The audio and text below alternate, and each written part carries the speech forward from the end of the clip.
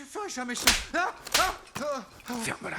Tu vas sortir d'ici et aller terminer avec ces... Je dois que ces gars ont comprise. Le studio fait des films pour servir le système. C'est ça, sa fonction.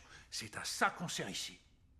Ah oui. Oui, ce qui ne fait que confirmer ce qu'ils appellent le statu quo. C'est vrai, on peut se raconter que ce qu'on crée a une sorte de valeur artistique, ou qu'il y a même une dimension spirituelle dans l'industrie du cinéma. Mais en réalité, c'est ce gros Richard, Nick Skank, qui dirige cette usine depuis New York et qui distribue des sucettes à tous les... Comment ils appelaient ça avant le pain et les jeux qui servaient...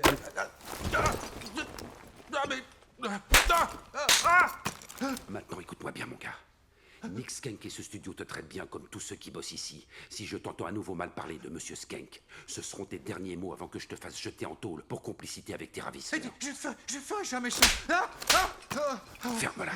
Tu vas sortir d'ici et aller terminer avec César. Tu vas sortir ta tirade au pied du bon larron et tu vas croire en chacun des mots que tu diras. Non. Tu vas le faire parce que t'es un acteur et que c'est ton boulot. Tout comme le réalisateur fait le sien, et le scénariste, et la script, le cadreur et le clapman.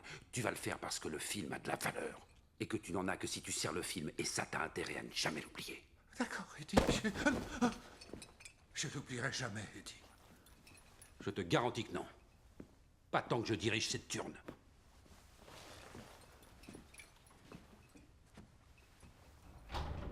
Baird. T'es une star, montre-leur. Monsieur Mannix! Comme vous prenez votre voiture, je me suis dit que vous pouviez l'emporter. D'où ça sort? C'est de Diana Moran. Merci. Et elle n'aura pas besoin d'adopter son bébé en fin de compte. Hein?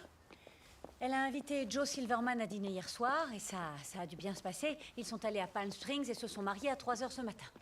Ah. Vous serez parti longtemps? Il faut qu'on voie votre planning. Moins du d'une jour. heure, un truc personnel à régler. Ah. Eh ben, il est drôlement beau.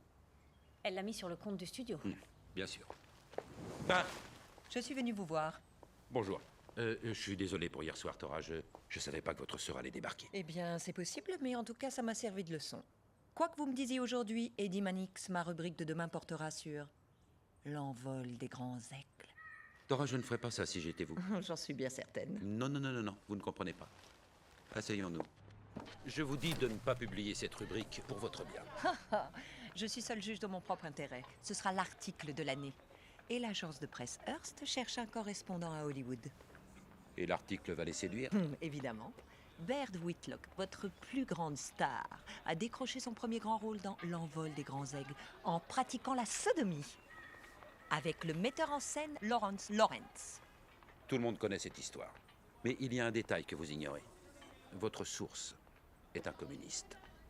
Si vous publiez, l'article passera pour une campagne de dénigrement communiste et vous serez le larbin à leur solde. Burt Gurney a quitté le pays. La cellule dont il faisait partie a été démantelée par la police. Vous l'avez pensé crédible car il est le protégé du moment de M. Lawrence. Mais vous n'avez pas envie d'être le porte-parole de Burt après cela. Comment saviez-vous que Burt était ma source? Tard cette nuit, j'ai parlé à Lawrence et fait le rapprochement. Eh bien, je n'ai plus à l'envoyer puisque vous êtes là. C'est pour me faire pardonner l'intrusion de Thessalie hier soir. Notre amitié compte beaucoup pour moi, Tora.